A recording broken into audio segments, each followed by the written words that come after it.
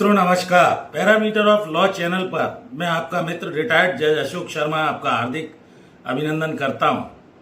आज मैं एक बहुत ही महत्वपूर्ण विषय, कोई भी दीवानी दावा जो सिविल कोर्ट में चलता है, किसी भी विपक्षी या प्रतिवादी के विरुद्ध आप अनुतोष मांगते हैं, आपके अधिकारों का उल्लंघन हुआ है, उसको मांगते हैं न्यायालय से।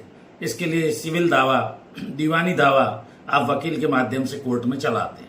वादी वो व्यक्ति होता है जो अधिकारों की मांग के लिए, रिलीफ चाहने के लिए, सहायता चाहने के लिए कोर्ट में जाता है। प्रतिवादी वो व्यक्ति है जिससे आपको रिलीफ चाहिए, वो विपक्षी भी कहलाता है। तो मुकदमे जब आपका पेंडिंग होता है या चलने के दौरान, कार्यवाही के दौरान वादी या प्रतिवादी की मृत्यु हो जाती है, उसके बारे में मैं इस वीडियो में महत्वपूर्ण जानकारी देने जा रहा हूं।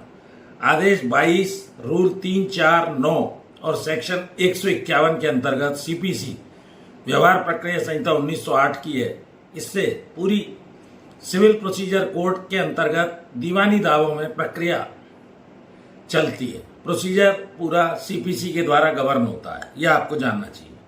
ऐसी स्थिति में जब वादी या प्रतिवादी की मृत्यु हो गई, कोर्ट में आपका मामला लंबित है, तो क्या करेंगे? वादी या प्रतिवादी की मृत्यु के बाद 90 दिन के अंदर डेथ सर्टिफिकेट के साथ आपके वकील के माध्यम से आवेदन कोर्ट में लगाना होगा, जो मामला आपका लंबित है। 90 डेज का जो प्रोविजन है, ये लिमिटेशन जैसा दिया गया है। और अगर आप किसी कारण से इस कार्यवाही में, चाहे वादी हो चाहे प्रतिवादी हो, देरी हो जाती है, तो धारा 5 लिमिटेशन एक्ट, जिसे परिसीमा अधिनियम 1963 कहा जाता है, उसके तहत भी पर्याप्त कारण बताते हुए एफिडेविट के साथ एक आवेदन दे सकते हैं। और उसके जो विधिक प्रतिनिधि हैं, वैधानिक प्रतिनिधि हैं, उत्तराधिकारी हैं, चाहे वादी के हों प्रतिवादी के हों, वो न्यायालय से एक आदेश 6 नियम 17 सीपीसी का भी आवेदन देना होगा।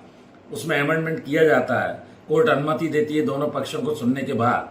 डेथ सर्टिफिकेट लगाना होता है, रीजनेबल कारण बताना होता है कि मृत्यु हो गई, हम इनके एलआर्स या विधिक प्रतिनिधियों को रिकॉर्ड पर लाना चाहते हैं। सिविल दावा आपका आगे बढ़ जाएगा, ये आपको जानना चाहिए।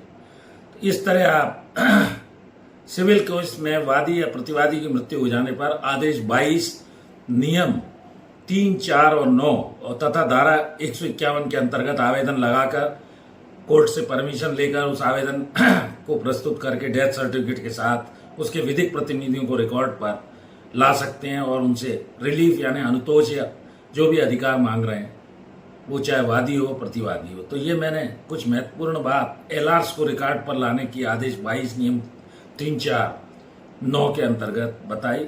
सेक्शन 151 में inherent powers of the court है, कोर्ट को ये शक्तियां दी गई हैं, संशोधन करिए, एलआर्स को रिकॉर्ड पर लाइए।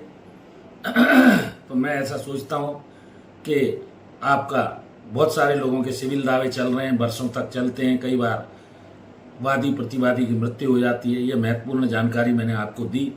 यदि वीडियो अच्छा लगा हो, लाइक कीजिए, शेयर कीजिए, मित्रों दोस्तों को भेजिए। मैं हृदय से आभारी हूँ। लगभग 88,100 मेरे सब्सक्राइबर हो चुके हैं और करीब 3400 वीडियो अपलोड हुए हैं। आपको मैं इस चैनल के माध्यम से सोशल कॉज में आप कानून की जानकारी रखिए। जैसा मैं कहता आ रहा हूँ कि ignorance of law is no excuse. आप ये कहकर नहीं बच सकते कि मैं कानून नहीं जानता। हर चीज को जानिए, समझिए। आम आदमी के लिए, लॉ फ्रेटर्निटी के लोगों के लिए, एडवोकेट्स के लिए, जजेस के लिए, समाज के लोगों के लिए ये जानकारी अत्यंत उपयोगी है। एक और विशेष अनुरोध, मेरी धर्मपत्नी श्रीमती अर्चना शर्मा का भी यूट्यूब पर एक चैनल अर्चना आरटी हब के नाम से है। कृपया उस चैनल को भी देखिए, उसके वीडियोस देखिए, लाइक कीजिए, शेयर कीजिए। और मैं हृदय से आपका धन्यवाद ज्ञापित करता हूँ। चैनल की मेरे प्लेलिस्ट में जाकर सब्जेक्ट्स आप देख सकते हैं। इस वीडियो में यहीं तक, फिर नए विषय के साथ अगले वीडियो में मिलते हैं। धन्यवाद, नमस्कार।